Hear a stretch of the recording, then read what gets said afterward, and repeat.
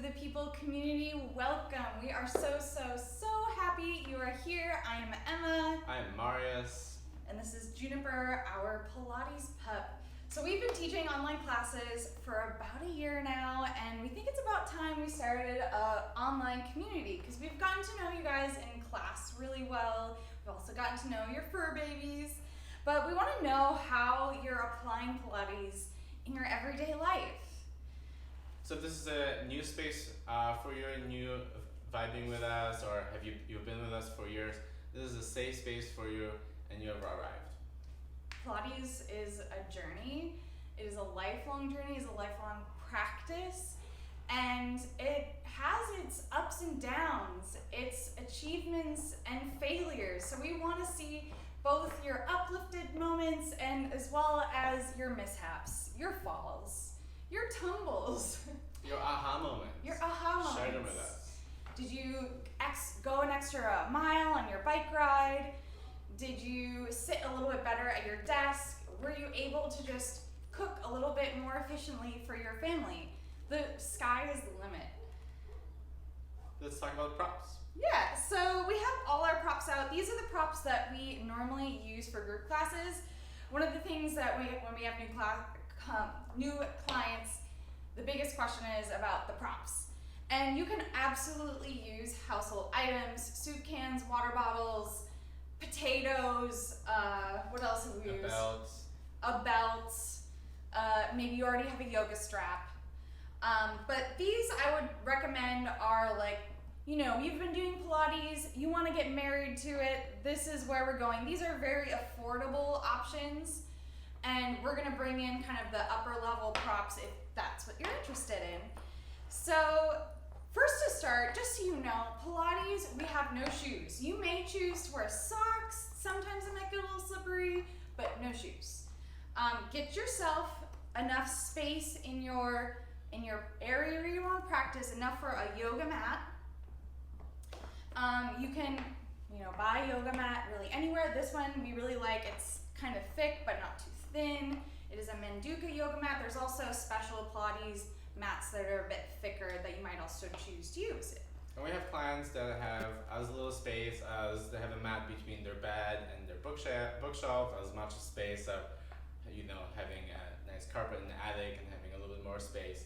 So really, there's a little limitation, but you can make space for it. Yeah. And so to start, we have our TheraBands. These are open TheraBands. They are not loops. You may have a looped band that might work some of the time, but it really is limiting, and the open TheraBands gives you so many more options. So this is the beginner kit. We have a lighter band, a middle band, and a heavier band. The heavier band we tend to use for arms, middle, arms and legs, and yellow arms in general. We mix it up all the time. Legs, arms and legs. You can tie them all together. And then we have our weights. We have 2-pound weights. Maybe you want a 1-pound weight, maybe you want a 3-pound weight, but somewhere on the lower level. These are to work our deep intrinsic muscles, not like quads, thighs, arms. We're thinking about really tiny muscles that are gonna really feel the burns. You want a smaller weight. Trust me, you'll feel it. And then we have blocks. There are 2 different blocks that we have. One is a little harder, so it's harder for when you're lying on your back and we're telling you to put the block behind your back, so that's why we use a softer block. But it's easier to do any sort of balancing work, so see it's steady in one level. But this foam brick, for example, is just a little bit more difficult to find those intrinsic muscles, but it's definitely easier to lie on it when you're on your back. So they have these, pros and cons to them. Pick your poison. Then we have our pinky balls. We use this for muscle rebalancing and release work, which is really important when you're retraining your body. These are a bit softer. We call them pinky balls. You may have heard them as stoop balls. You could also get a harder lacrosse ball if you really want to torture yourself. But if you Google pinky ball, you'll find this. It's a little bit, it has a little give. You could also use a tennis ball, a little more difficult to use, but if you have a tennis ball or a potato around, maybe not a lemon, we tried that once. We've tried that. We made lemonade, let's just say. And then we have these wrist weights that are not listed in our classes, right? Yeah, these are a little bit more of an investment. These are Bala. All of these props, by the way, I have them linked under in this post. So you can go and you don't have to write this down, you'll find the links there. But these are Bala weights. They're a bit more expensive, but I will tell you we've used them quite extensively and they're quite durable and they're not gonna flop on you. So you can use them on your ankles, you can use them on your wrist. There's 1 pound and 2 pound versions. I put all 4 on during class, and they're great just to like throw on, whether you know what we're gonna work on or not that day. You can just kind of have them on throughout the class, or you can take them off at any point if you're getting tired. But we have more props, right? Yeah, so those are the group class props, also for our videos. If you're interested, sometimes we throw in some extra props in our videos, especially the foam roller and stuff. But if you're interested in one-on-one, you might want to think about getting some of these props. So on the lower level, we have a magic circle. Circle of death. Circle of death. we can like squeeze it. Yeah, it's like kind of like a thigh master. Remember that? I don't know if you're a Gen Z, you're not gonna remember that, but anybody else, millennials and up.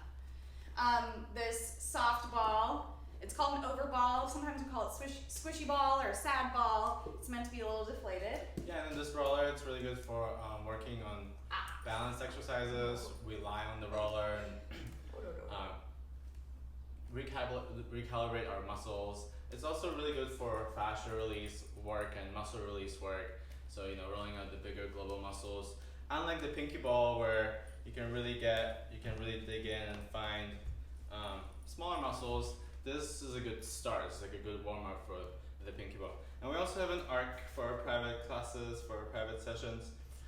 It's the best.